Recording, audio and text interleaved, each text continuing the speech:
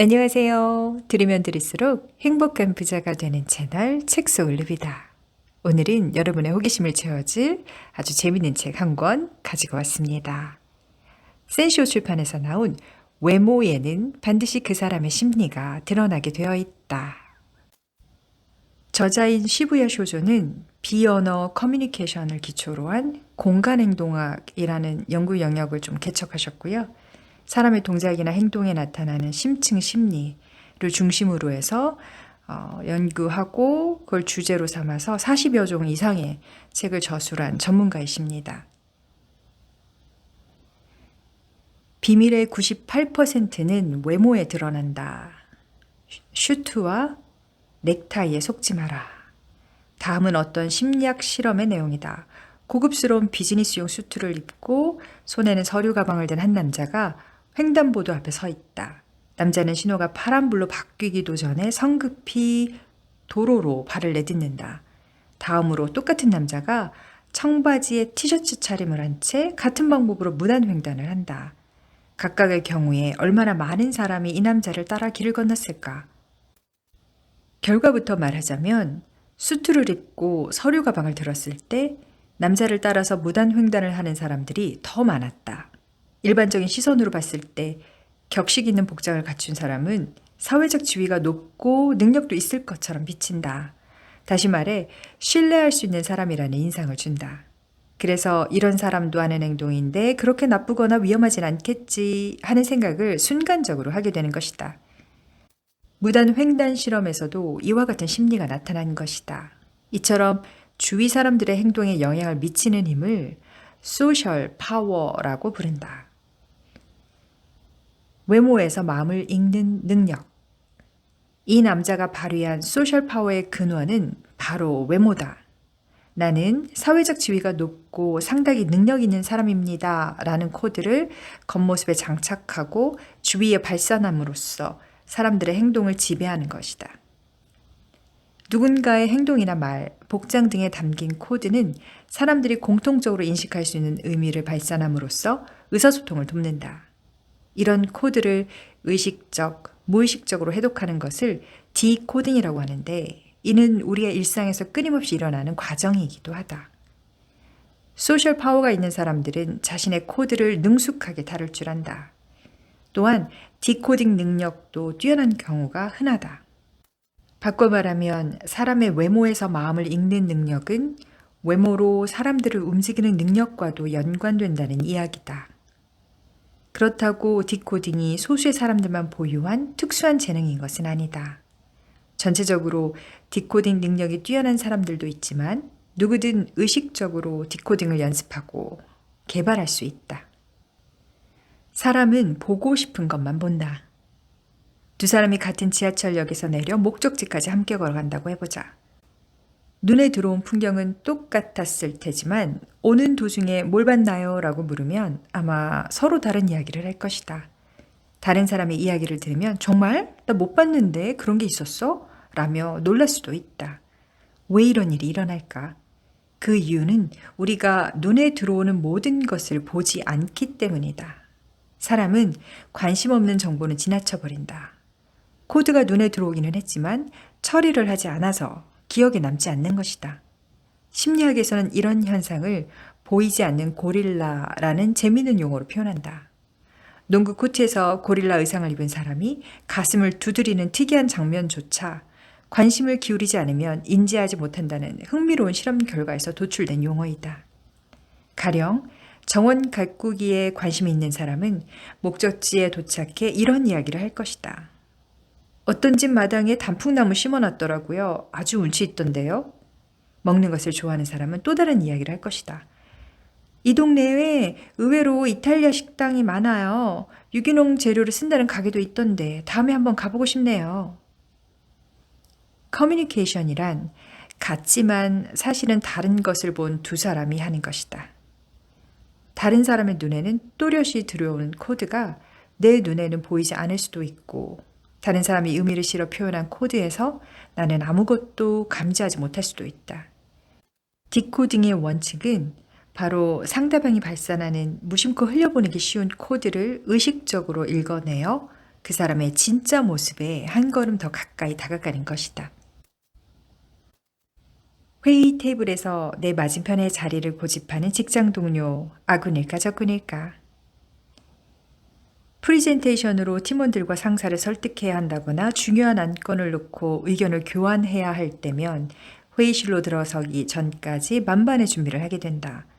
회의에 참석하는 이들 중 누가 나와 의견을 같이 하고 또 달리할 것인지 미리 알 수 없다. 평소 가까운 동료였다 하더라도 아군이라는 보장은 없기 때문이다. 그러므로 누가 나의 반대편에 서 있는지, 반대편의 핵심적인 인물을 공략하려면 어떻게 움직여야 하는지를 면밀히 살펴야 한다.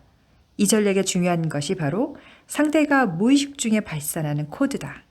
상대의 코드를 읽고 전체적인 포진을 분석하면 회의를 손바닥 위에 올려놓고 움직일 수 있다. 예를 들어 내가 회의실에 먼저 와서 앉아있는 상황을 생각해보자. 다음으로 들어온 사람이 빈자리가 많은데도 굳이 나와 정면으로 마주보는 자리에 앉았다면 그 사람은 마음속으로 나와 대립하고 있을 가능성이 높다. 회의 도중에 내가 어떤 제안을 하면 즉각 반론을 제기하고 나설 것이다. 이런 현상을 일명 스틴저 효과라고 한다. 사람들은 무의식적으로 의견이 반대인 사람의 정면에 앉는다는 것이다. 그러므로 나와 늘 충돌하는 사람이 회의실에 먼저 와 있다면 과감하게 그 사람의 옆자리에 앉도록 하자. 옆이라는 위치는 동료 혹은 한 공동체의 일원을 상징한다. 친근한 사이이거나 협력하여 같은 목적을 달성하고자 하는 경우에 보통 나란히 앉는다. 그러므로 이 자리에 앉으면 반론을 펼치기가 어쩐지 거북해진다. 또한 스틴저의 연구에 따르면 직사각형의 긴 테이블에서 나와 대각선상의 구석자리에 앉은 사람은 나라는 존재나 내 의견에 별 관심이 없는 경우다. 그리고 회의실 입구 근처를 선택한 사람은 회의 자체에 별 흥미가 없는 상태다. 이들 부류는 의사결정에 큰 영향을 미치지 않으므로 딱히 의식하지 않아도 된다. 많은 사람들 중에서 자꾸 나만 쳐다보는 그 여자, 이 정도면 그린라이트로 해석해도 좋을까? 나와 계속해서 시선이 마주치는 사람은 내게 호감이 있거나 적어도 내 의견에 동의하는 상태다. 회의를 할 때는 이렇게 시선을 마주치는 참석자가 얼마나 있느냐에 따라 회의 분위기와 흐름을 가늠해 볼 수 있다. 여기서 주의할 점은 성별에 따라 해석을 달리해야 한다는 것이다. 남자들 대부분은 관심 있는 여성과 힐끔힐끔 눈이 마주치는 상황이라면 그린라이트인가? 라며 갑자기 마음이 바빠질 것이다. 하지만 이는 시기상조다. 설레발로 끝날 가능성이 다분하다. 사람은 누구나 불안감을 느끼면 다른 누군가와 함께하고 싶은 욕구가 발동한다. 이를 친화 욕구라고 하는데 여자들은 보통 이 친화 욕구가 남자들보다 강하다. 그리고 친화 욕구의 대표적인 표현이 바로 누군가와 시선을 마주치는 것이다. 애초에 여자들은 남자에 비해 시선을 맞추는 행위에 거부감이 덜하다. 그래서 상대와 눈을 마주치는 횟수도 많고 시간도 더 긴 경향이 있다. 여럿이 모인 장소에서 어떤 여성과 눈이 자꾸 마주친다면 당신에게 관심이 있습니다가 아니라 이 장소에서 벗어나고 싶어요 라는 마음의 표현일지도 모른다.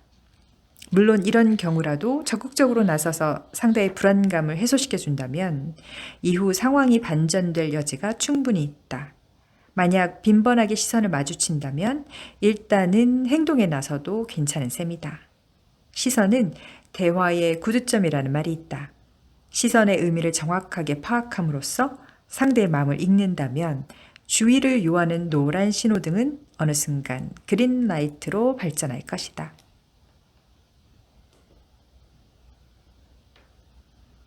나한테 뭔가 속이는 게 있는 것 같은 그 사람. 거짓말을 가려내려면 표정을 봐야 할까? 손을 봐야 할까? 팔의 위치로 알 수 있는 yes와 no. 팔짱을 끼는 것은 상대와 자신 사이의 벽을 만드는 행위다. 다시 말해 겉으로 아무리 상냥한 태도를 보이더라도 본심은 상대를 거부하고 있는 것이다. 누군가에게 용무가 있어서 다가가려고 하는데 팔짱을 단단히 끼고 있다면 적어도 지금은 좋은 타이밍이 아니니 다음 기회를 노리는 편이 나을 것이다. 통상적인 보고를 하는 상황이라면 상사에게 달리 신경 쓰이는 일이 있어서 부하 직원의 이야기가 머릿속에 들어오지 않는 상태일 것이다. 만약 어떤 문제가 생겨서 해결해야 하는 상황이라면 더욱 조심해야 한다. 상사가 팔짱을 끼고 있다는 건 상당히 화가 났으며 직원의 실수를 책망하는 마음으로 가득하다는 의미이다. 어떤 이유든 간에 신경이 곤두선 상사는 자신도 모르게 팔짱을 껴서 스스로를 진정시키려 하고 있다. 한편 상대가 팔짱을 푼 상태이거나 나가 손바닥을 이쪽으로 내보이는 경우라면 긍정적인 신호다. 심리학에서는 이렇게 손바닥과 손목 안쪽을 보여주는 행위를 파밍이라고 하는데 상대방에게 좋은 인상을 받았으며 흥미를 느끼고 있다는 뜻이다. 그 사람의 마음이 이미 열렸고 또 당신의 이야기를 들을 준비가 충분히 되어 있다고 보아도 좋다. 그런 측면에서 평소 손바닥을 상대방 쪽으로 주로 향하는 사람은 개방적인 성격이라 볼 수 있다. 생면부지의 사람과도 금방 친구가 되는 밝은 사람이다. 팔짱을 수시로 끼는 유형은 타인을 대할 때 본심을 감추려 하지만 팔을 자유롭게 두거나 손바닥을 보이는 사람은 마음을 쉽게 터놓는다. 단점이 있다면 감정이 얼굴에 너무 쉽게 드러난다는 것이다. 본심을 숨기려 해도 금방 들통나기 때문에 때로는 주변 사람들을 민망하게 하거나 섭섭하게 만들기도 한다. 다 너 생각해서 하는 말이야 라며 수시로 조언하는 친구, 정말 나를 위한 말일까? 이건 진짜 널 생각해서 하는 말인데 그 사람 조심하는 게 좋을 거야. 드라마를 보면 이렇게 말하던 친구가 사실은 친구의 연인을 몰래 마음에 두고 있다는 게 그런 전개가 흔히 펼쳐진다. 그러니까 너를 생각해서 하는 말이 아니라 결국 나를 생각해서 하는 말인 셈이다. 실제로 이런 사람들은 상대방이 아닌 상대를 위해서 애쓰는 자신에게 도취된 나르시시스트의 측면이 있다. 때문에 이 사람의 말은 부담스럽거나 불쾌하게 느껴질 때가 많다. 친구가 그냥 내가 알아서 할게. 지금은 아무 말도 하지 말아줘. 라고 거부의사를 밝히면 나르시시스트들은 이해하지 못한다. 기껏 생각해서 해준 말인데 어떻게 그렇게 사람 성의를 무시할 수 있어? 그럴수록 상대와의 거리는 점점 더 멀어진다는 사실을 기억해야 한다. 누군가를 진심으로 위한다면 함께 생각하고 고민해 주되 말은 아껴야 할 때가 있는 법이다. 힐링과 공감의 소통법. 말하는 시간의 3배를 들어주자. 누구에게나 사랑받는 사람의 특징 중 하나가 바로 이야기를 잘 들어준다는 것이다. 이성으로서 관심이 없던 친구에게 연애 상담을 했는데 내 이야기에 진심으로 귀 기울여주는 모습에 끌려서 결국 연인으로 발전했다는 사연을 들은 적이 있다. 인간은 누군가에게 마음을 터놓고 속 이야기를 하는 것만으로도 상처가 치유되고 활력을 되찾을 수 있다. 미하엘 엔더의 유명한 작품 모모에는 그렇게 남들의 이야기를 들어줌으로써 마음을 치유해주는 신비한 소녀가 나온다. 모모에게 이야기를 하면 바보도 갑자기 멀쩡한 생각을 하게 됩니다. 모모가 어떤 조언을 하거나 질문을 던져서 그런 생각을 끌어내는 게 아니에요. 모모는 그저 얌전히 앉아서 귀 기울여 이야기를 들어줄 뿐이죠. 커다랗고 까만 눈망울로 상대를 지그시 바라봅니다. 그러면 내 안에 어디에 이런 게 숨어 있었나 싶어 깜짝 놀란 만큼 멋진 생각이 갑자기 머릿속에 떠오르는 겁니다. 현상이 일어나는 이유는 상대가 이야기를 들어주는 사이 마음속에서 정화, 통찰이라는 2가지 작용이 일어나기 때문이다. 여기서 정화란 마음속에 품고 있었던 고민이나 비밀을 누군가에게 털어놓음으로써 기분이 후련해지는 작용이다. 그리고 통찰이란 이런저런 이야기를 하는 사이에 머릿속이 정리되어 스스로 깨달음을 얻는 과정을 말한다. 고개를 끄덕인다는 것의 의미. 다음의 심리학 실험은 면접 상황을 토대로 설계한 것이다. 이 실험에서 연구진은 면접 분위기에 따라 피실험자들의 반응이 어떻게 달라지는지 관찰했다. 먼저 면접관은 수험자를 대할 때 각각 다음과 같은 태도를 달리했다. 1. 처음 15분 동안은 통상적인 면접. 2. 다음 15분은 면접 동안 고개를 자주 끄덕임. 3. 마지막 15분은 고개를 전혀 끄덕이지 않음. 수험자들이 발언하는 모습을 살펴본 결과 2번, 즉 면접관이 고개를 자주 끄덕인 경우에 수험자들의 말이 가장 많았다. 인생에는 즐거운 일만 일어나지 않는다. 불쾌한 일, 불합리하다고 느껴지는 일도 수시로 만나게 된다. 그럴 때 느끼는 부정적인 감정의 무게를 혼자서 감당하기란 버거운 일이다. 나의 고통과 비밀을 함께 짊어져 주는 사람이 있다면 그보다 마음 든든한 일도 없을 것이다. 그런데 인간은 대체로 남의 이야기를 들어주기보다 자기 이야기하는 것을 더 좋아한다. 이 말은 곧 타인의 얘기에 진심으로 귀를 기울이는 사람이 의외로 적다는 뜻이기도 하다. 그렇기에 나는 당신의 이야기를 귀 기울여 듣고 있습니다 라는 자세는 인간관계에서 상당히 효과적인 윤활유 역할을 한다. 그렇구나. 많이 힘들었겠네. 라고 맞장구를 치거나 공감해주는 말. 그래서 어떻게 됐어? 하고 흥미를 보이는 말. 고개를 끄덕이고 눈을 맞추는 행동 등은 상대에게 응원과 지지의 메시지를 전달한다. 물론 때로는 상대방의 이야기에 동의하지 않을 수도 있다. 그럴 때도 무조건 반박하고 나서기보다는 한 걸음 뒤로 물러서서 적당한 간격을 확보할 필요가 있다. 그렇구나. 너는 그렇게 생각할 수도 있겠다 하며 일단 상대의 입장을 인정한 다음 필요하다면 자신의 의견을 덧붙이는 것이 현명한 자세이다. 내가 그의 이름을 불러주었을 때 저기요, 이것 좀 도와주시겠어요? 진영 씨, 잠깐 이것 좀 도와주시겠어요? 여러분은 어떤 요청에 예스라고 답하겠는가? 이름은 실체를 상징한다고 한다. 그래서 상대 이름을 짚어서 이야기하면 호감도가 높아진다. 이 현상은 마음의 거리와도 관련된다. 저기요 라고 부르는 것과 이름을 분명하게 부르는 것은 심리적으로 다가서는 거리에 차이가 난다. 사람은 거리가 가까울수록 친밀함을 느끼게 마련이다. 또한 이름을 붙임으로써 다른 누구도 아닌 바로 당신에게 말하고 있다는 의미를 전달할 수 있으며 이로써 서로 간의 소통에 일종의 책임감을 느끼게 만든다. 그런데 희준 씨, 이번 의제 말인데 맞아요. 상훈 씨가 말한 그대로예요.